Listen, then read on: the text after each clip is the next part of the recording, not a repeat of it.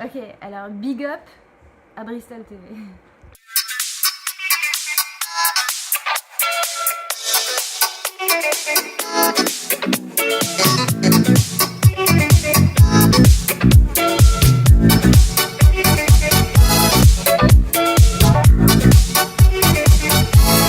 Bonjour, c'est Laura Lelouch, merci de nous accorder cette interview pour Bristol TV. Pouvez-vous nous parler de votre rôle dans le deuxième film Un homme et une femme de Claude Lelouch, votre papa? Alors j'adore cette question parce que je crois que c'est la première fois qu'on me la pose. J'avais, mais j'étais pas vieille, je devais avoir 10-12 ans. Et mon père, il a une tradition, c'est qu'il veut toujours nous mettre dans ses films. Il faut que, voilà, donc dans tous ses films, il y aura des clins d'œil avec sa famille, avec ses enfants. Et donc mon rôle dans ce film-là, pour moi, il est pas plus marquant que les autres que j'ai pu faire dans Itinéraire, je ne peux pas tous les citer, je crois que j'apparais au moins dans une vingtaine de ces films, donc, même de manière symbolique. Donc, vous parlez de ce rôle, qu'est-ce que je pourrais vous dire? Que Richard Berry était mon père de mémoire et que c'était Evelyne Bouix qui était ma mère et qui est dans la vie ma belle-mère. Léo? Camille? Ça va ma poulette?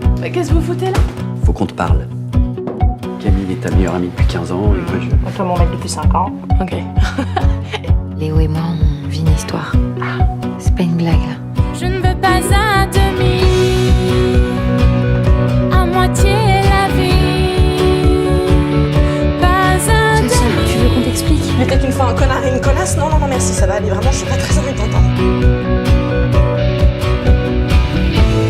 Je trouve pas que ça sent, je sais pas quoi, mais... Ça vient pas de dehors. J'ai tout lavé. C'est pas possible, Maria, ça pue, c'est de pire en pire. Mais je n'ai fait à moitié dans Alors, ma vie. d'où vient l'odeur? Et oui, c'est ça la question, la fameuse l'énigme. Qu'il en soit encore ainsi. Je ne veux pas à demi, Tu veux rien à demi, à moitié la vie.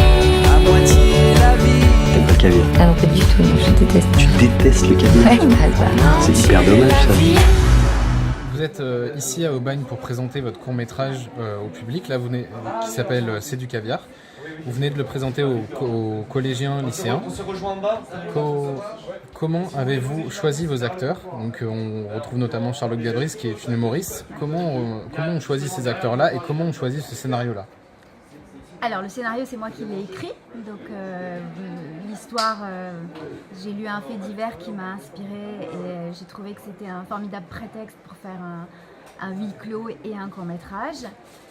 Charlotte Gabris, c'est une comédienne que j'ai eu envie de rencontrer. Je l'ai écoutée d'abord à la radio et j'étais très curieuse de savoir qui se cachait derrière cette voix. Quand j'ai commencé à faire le casting d'un de mes projets de long métrage, j'étais très intéressée par cette comédienne.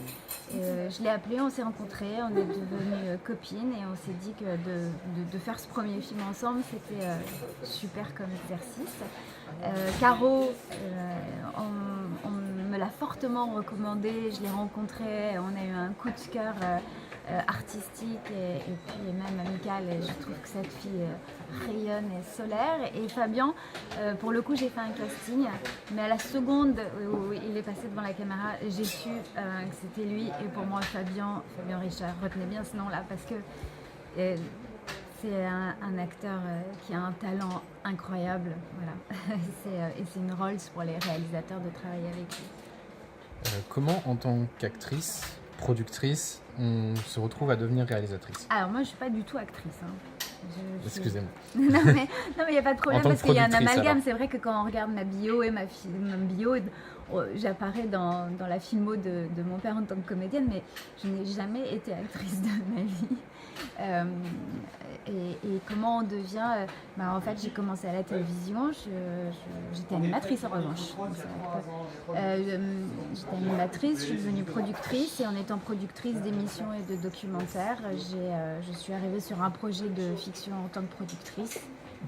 Et aussi réalisatrice, je sais pas, en fait c'est vrai qu'en France on a besoin de mettre des casquettes, j'aime être un peu un chef d'orchestre sur des projets. Je trouve qu'on a ça quand on est productrice et c'est vrai qu'on a ça aussi quand on est réalisatrice.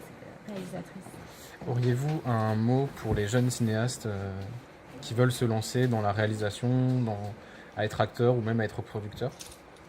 Alors, je pense que je n'ai pas la légitimité pour donner ce genre de conseils, mais si j'ai un conseil à donner, c'est que quand on a envie de faire du cinéma, il faut toujours avoir un plan B, ça nous permet de mieux l'appréhender, et si ça marche, on lâche le plan B, et si ça ne marche pas, au moins on dort tranquille. Je pense qu'il faut un bon équilibre en fait. Se lancer à corps et âme, c'est noble, c'est remarquable. Bien souvent, les gens qui le font ont du talent. Mais de temps en temps, ça ne suffit pas pour vivre le quotidien. L'attente est douloureuse. Donc avoir un truc à côté, je trouve que ça permet de lâcher prise.